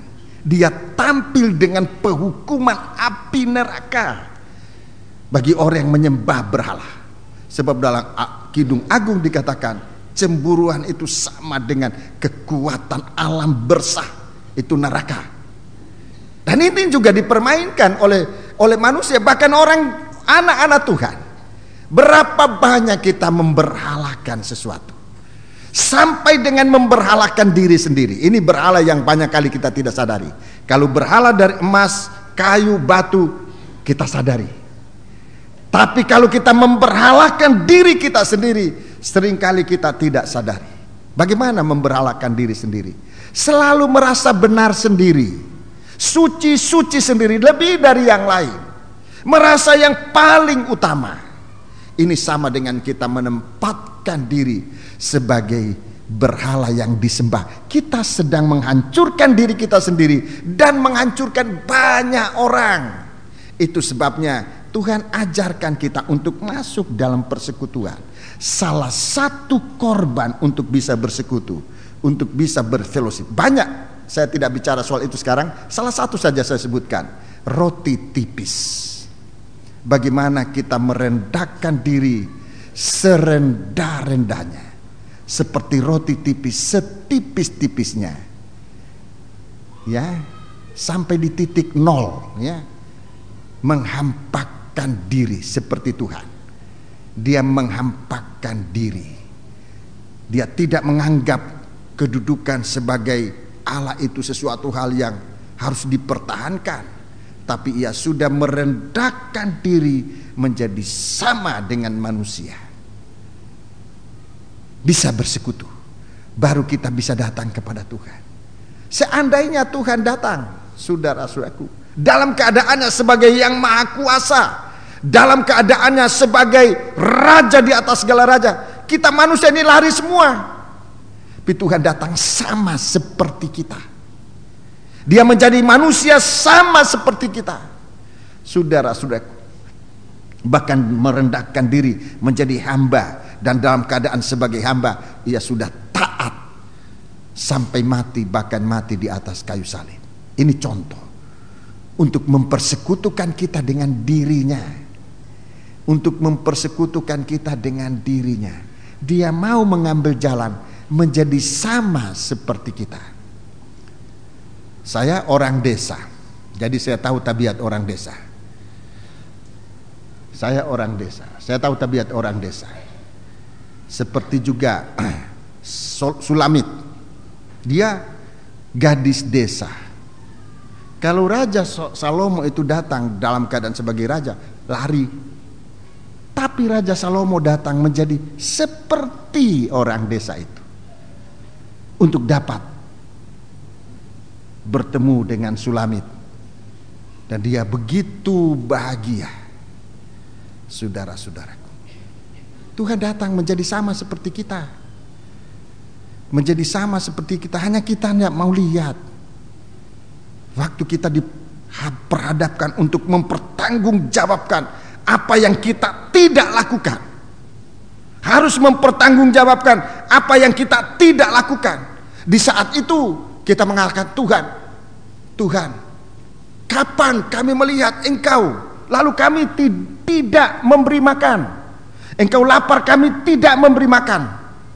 Kapan kami melihat engkau haus, kami tidak memberi minum, dan sebagainya. Jadi segala sesuatu yang tidak dilakukan, itu juga harus dipertanggungjawabkan di hadapan Tuhan. Sebab ada tugas-tugas yang Tuhan berikan kepada kita sebagai orang yang menyembah Allah ini. Kita lihat, Tuhan katakan, seperti engkau tidak lakukan kepada saudaraku yang paling hina ini, engkau tidak lakukan itu bagiku. Saat itu kita benar-benar gelagapan, tapi Tuhan akan tetap menolong kita. Kalau kita sekarang tahu merendahkan diri, kita bisa bertemu dengan Tuhan. Di saat kita direndahkan, di sana Tuhan sudah ada lebih dahulu. Itu sebabnya kita tidak usahlah macam-macam. Kita menjadi milik Tuhan, menyembah persembahan ini hanya kepada Tuhan, menyembah Allah hanya kepada Tuhan. Tapi banyak ini sudah dipermainkan, ya. Yang ketiga yang menjadi milik Tuhan adalah tubuhnya sendiri, mempelainya. Saya kira ini tidak sulit dimengerti, mempelainya. Kalau suami mempunyai istri,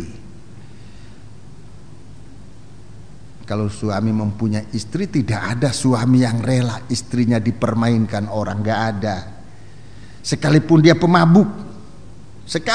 pemabuk, apalagi dia lurus-lurus pikirannya.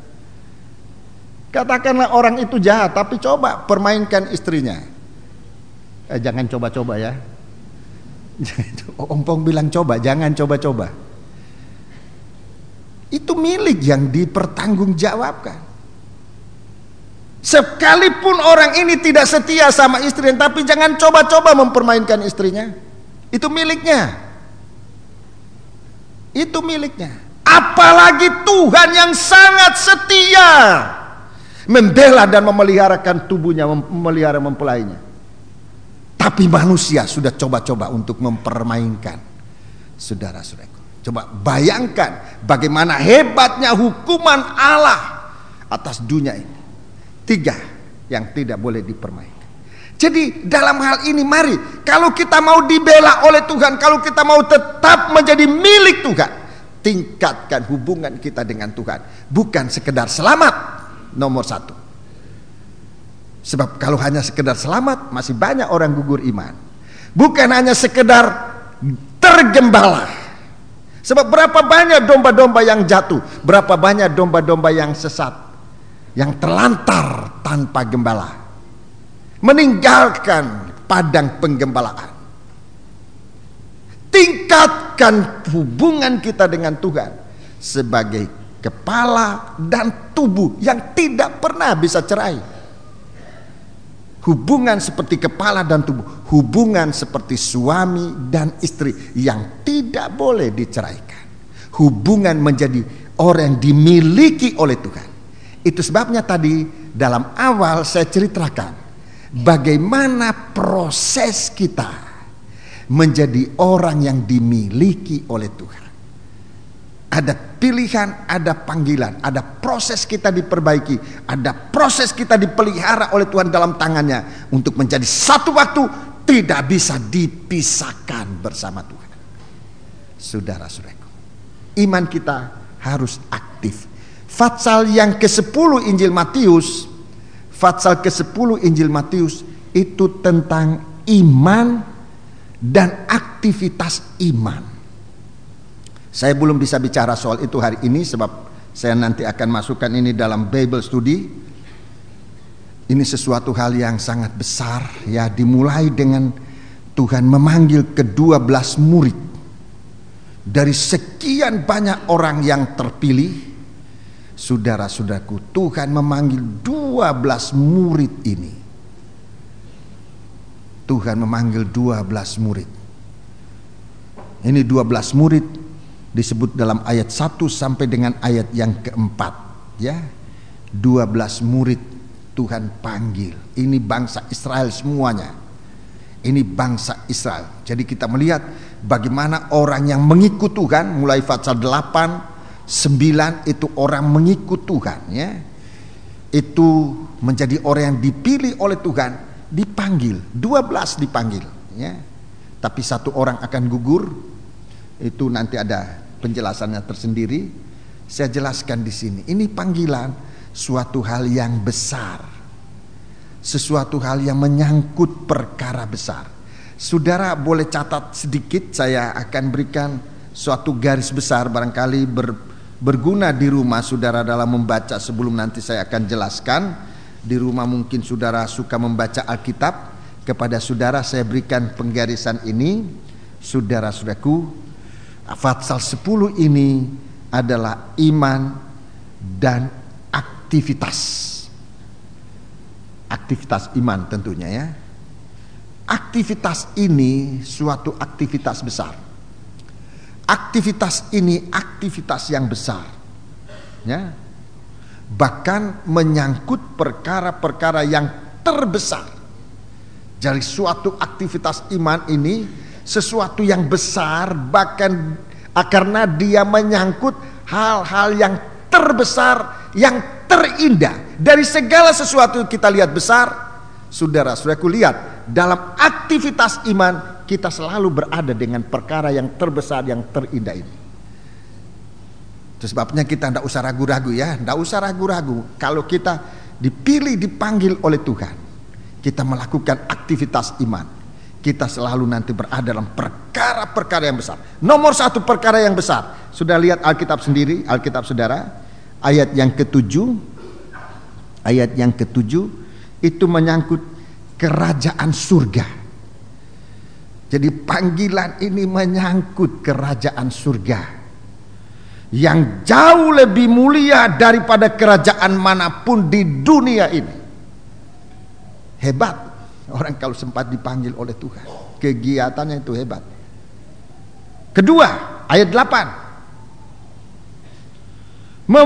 mempunyai berita yang disampaikan, berita yang membuahkan hasil yang sangat menakjubkan.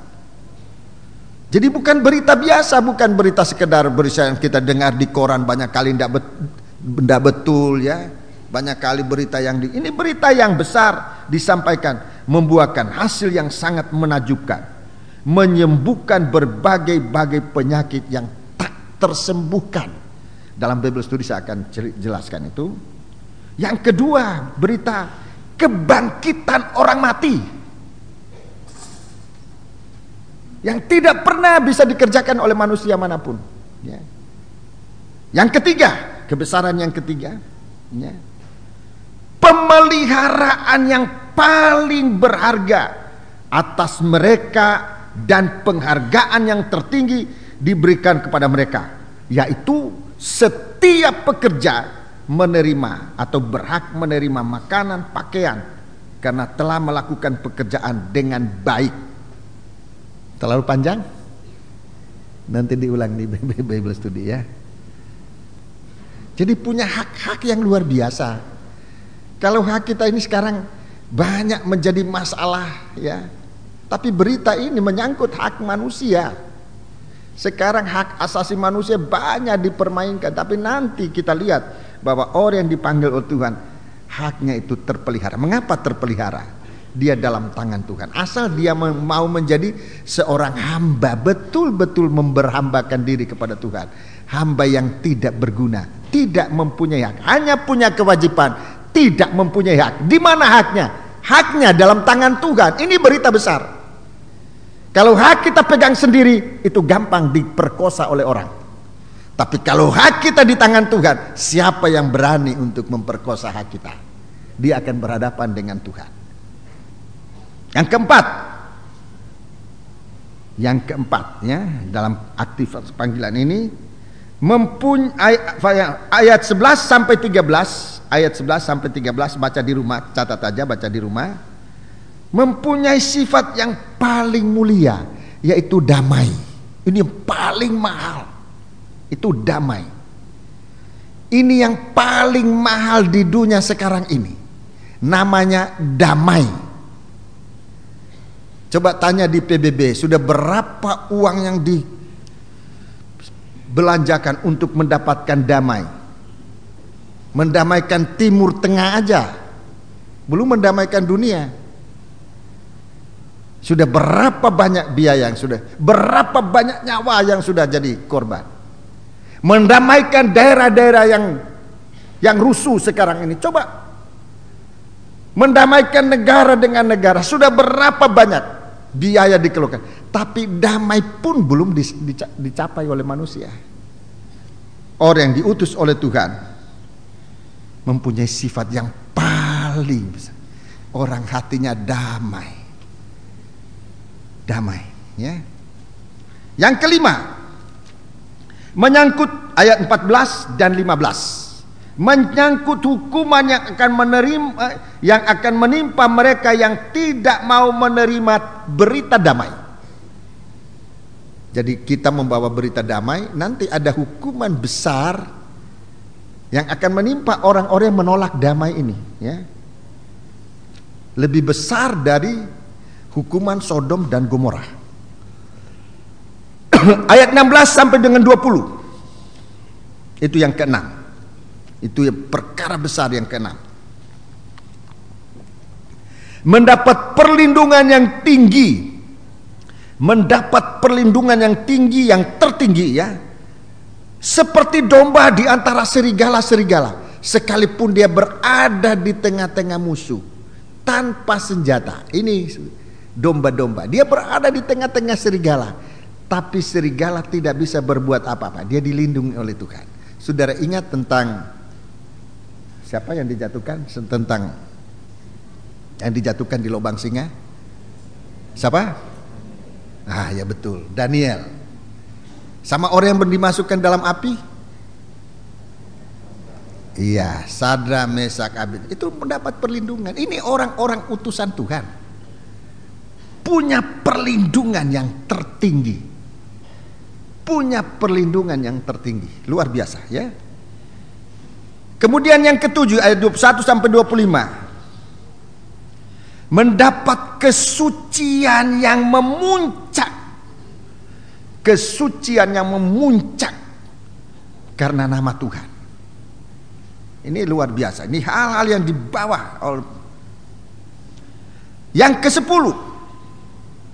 Yang ke-10 atau yang ke-9 lebih dahulu, ayat 32 sampai 33. Pengakuan yang tertinggi. Pengakuan yang tertinggi. Yang ke-10 ayat 34 sampai 37 terdapat suatu rasa tidak takut, rasa tidak takut, rasa berani yang tertinggi, ya. Keberanian yang tertinggi itu yang ke-8.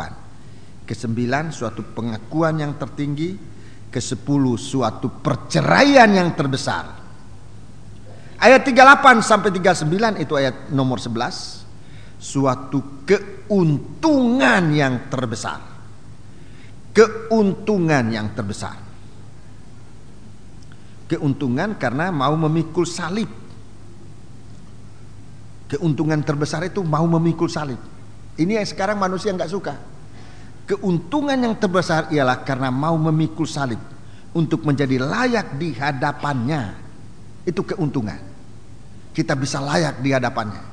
Jalannya liwat memikul salib ini. Kerugian yang besar yaitu jika kita tidak mau dirugikan dalam pelayanan kita kepadanya. Ini kerugian terbesar. Kalau kita tidak mau dirugikan, nah, ini malah menderita kerugian besar. Saya nanti jelaskan semua ini, ya, berdasarkan Alkitab, ya. Kemudian yang ke-12, upah yang terbesar. Upah yang terbesar. Ayat 40 sampai 42. Upah yang terbesar. Kita nanti menjadi upah yang terbesar. Kita ini jadi upah yang terbesar. Artinya siapa yang menerima kita, nah, orang yang diutus oleh Tuhan, Siapa menerima kita berarti menerima Kristus. Dan siapa menerima Kristus berarti menerima Allah Bapa. Jadi kita ditempatkan oleh Tuhan, sebetulnya kita ini harus menjadi berkat dimanapun kita berada. Kita harus menjadi berkat. Kita upah sebab kita membawa Kristus. Orang menerima kita sama dengan menerima Kristus. Itu luar biasa. Orang menerima kita itu sama dengan menerima Kristus. Kalau dia menerima Kristus yang ada di dalam kita, sama dengan menerima Allah Bapa. Itu upah yang terbesar. Itu luar biasa. Bahkan di situ juga dikatakan kalau memberi air, karena orang-orang ini itu upahnya tidak dihapuskan dalam kerajaan surga. Jadi ini panggilan ini menyangkut perkara yang besar-besar, ya. Setiap pekerjaan dan pelayanan kita akan diberi upah oleh Tuhan menurut ukuran ilahi. Jadi ada ukuran ilahi, bukan menurut ukuran duniawi, sebab ukuran duniawi ini bisa berubah-ubah. Jadi jangan diukur dengan berapa dolar, berapa euro, berapa pound sterling, bukan itu ukurannya. Ukuran ilahi, ukuran yang tetap. Jadi ada 12 perkara besar, ya. Dalam panggilan ini ada 12 perkara besar. Dalam Bible Study saya akan uraikan. Semoga Tuhan memberikan kita kekuatan pertolongan. Saya tidak bisa uraikan dalam kebaktian umum semacam ini, tapi saya berikan kepada sidang jemaatnya. Saya berikan kepada sidang jemaat, dicatat untuk kemudian dibaca, ayat-ayatnya dibaca, supaya nanti waktu dijelaskan saudara sudah gampang bisa mengerti. Jadi 12 macam ini ada ayat-ayatnya. Coba saudara baca, Tuhan bisa bicara kepada saudara, bahkan saudara-saudaraku akan bisa cepat mengerti karena Roh Kudus yang menjelaskan bagi saudara-saudara sekalian. Puji Tuhan. Jadi setelah kita lihat Fatsal 10 ini, kita menjadi mengerti untuk memiliki iman. Fatsal 8 dan Fatsal 9 sudah bicara tentang iman, ya. Kemudian bagaimana dengan iman kita melewati daerah-daerah yang dilewati oleh Tuhan. Daerahnya setan, daerahnya daging, daerahnya dunia. Kita lewati semua dengan kemenangan. Untuk kemudian kita dipanggil oleh Tuhan untuk melakukan tugas pengutusan Tuhan yang menyangkut perkara-perkara besar. 12 perkara besar di dalam pengutusan Tuhan. Saya tidak mau mengenakan ya, mencocok-cocokkan. Kebetulan ada 12 murid, ya. Tapi saya tidak mau mencocok-cocokkan. Cuma yang kebetulan ada 12 murid, ada 12 perkara besar. Ada 12 perkara besar. Jadi kalau dibagikan tidak ada seorang pun murid yang bekerja tanpa perkara yang besar. Setiap orang yang diutus oleh Tuhan mempunyai perkara yang besar, sehingga tidak perlu iri hati. Kamu ada perkara besar, aku juga ada perkara besar, Pak Yakub ada perkara besar, semua kita ini ada perkara-perkara besar. Sehingga nanti yang kelihatan kalau gereja Tuhan ini akan keluar melakukan panggilan Tuhan, perkara-perkara yang besar akan terjadi di dunia ini. Puji Tuhan. Itu sebabnya tidak perlu ada iri hati. Kalau sudah lihat orang lain dipakai oleh Tuhan, tidak usah iri hati.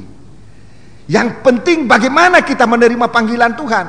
Di sana ada perkara besar ditaruh dalam hati kita. Asal kita gunakan panggilan, ada perkara yang besar, tidak ada yang kecil. Kalau iri hati artinya kita mengecilkan perkara yang besar dalam panggilan kita. Gak usah, pemain-pemain musik, penyanyi-penyanyi, saudara-saudaraku, semua ada perkara besar. Sebab pekerjaan ini perkara besar. Pemain piano besar, pemain apa sana itu, yang dia malah 3, 4 atau 5 itu dia punya tabuhan itu, ya. Tapi jangan berebutan siapa lebih besar, tidak enak kedengarannya.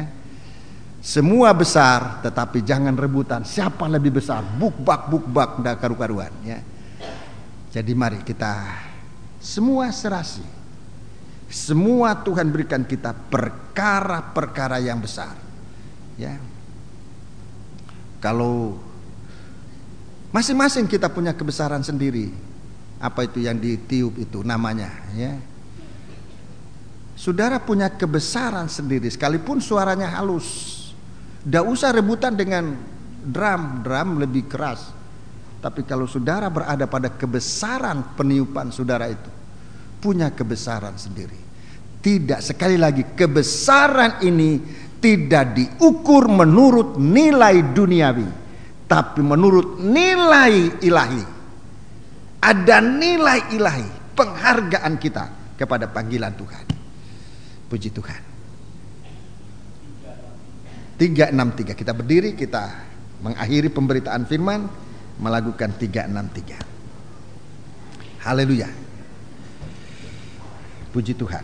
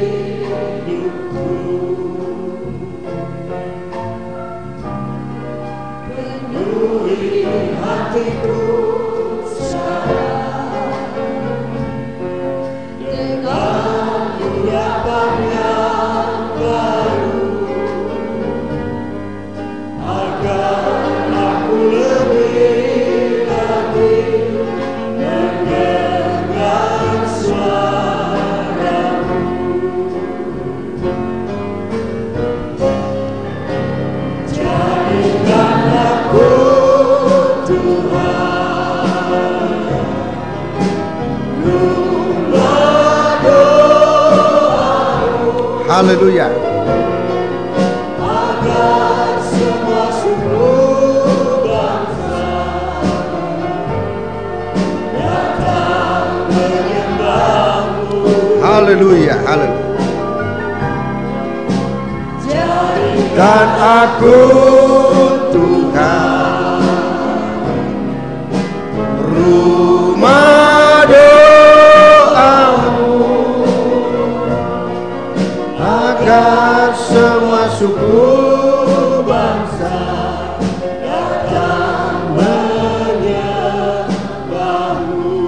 Ku bawa hidupku sekarang. Bawa hidupku sekarang. Ambil sikap doa, mempersembahkan hidup ini kepada Tuhan. Kudus-Mu Tuhan, di mezbah-Mu ku serahkan seluruh hidupku. Penuhi hatiku sekarang dengan urapan yang baru, agar aku lebih lagi mendengar suara. Ulangi dari atas. Ku bawa hidupku sekarang dengan sikap doa, sikap penyerahan kepada Tuhan. Bawa hidupku sekarang ke tempat kudus-Mu Tuhan, di mezbah-Mu ku serahkan seluruh hidupku.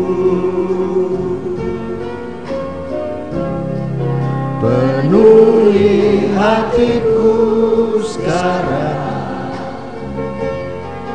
dengan urapan yang baru, aku lebih lagi mendengar suara-Mu. Kita menyembah Allah. Jadikan aku Tuhan, serahkan hidup ini kepada Tuhan. Haleluya. Haleluya. Haleluya. datang menyembah-Mu. Jadikan aku rumah doa-Mu. Haleluya. Agar semua syukur Haleluya. Haleluya. Lebih pelan. jadikan aku Dekatkan dirimu kepada Tuhan. Perkara-perkara yang besar dipercayakan oleh Tuhan kepada kita. Haleluya, haleluya. Haleluya, haleluya. jadikan aku Tuhan. Haleluya. Haleluya. Haleluya. Haleluya. Haleluya. Dengan kita menyembah Dia.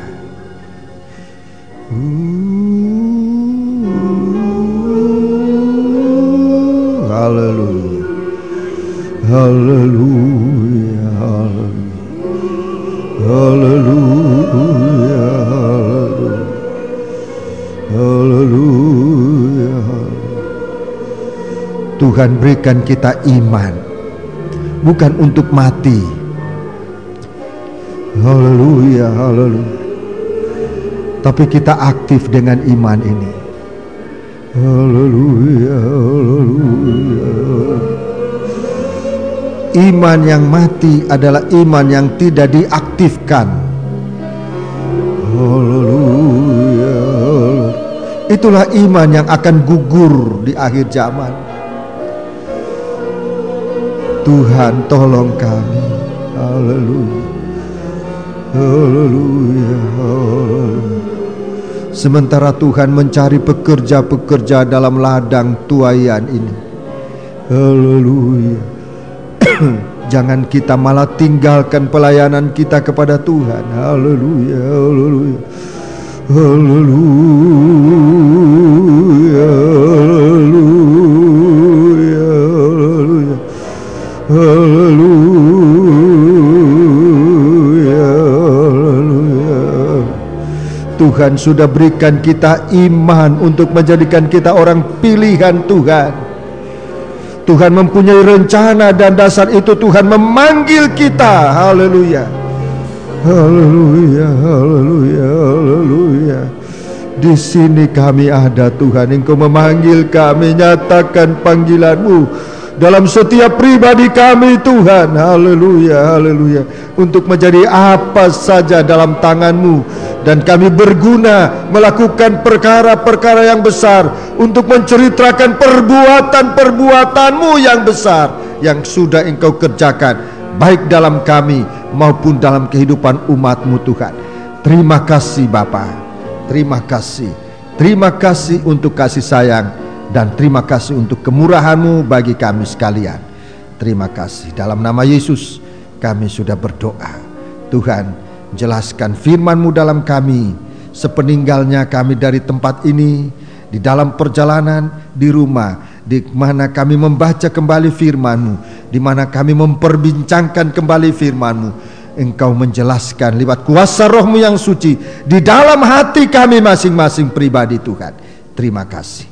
Dalam nama Yesus kami sudah berdoa. Haleluya. Amin.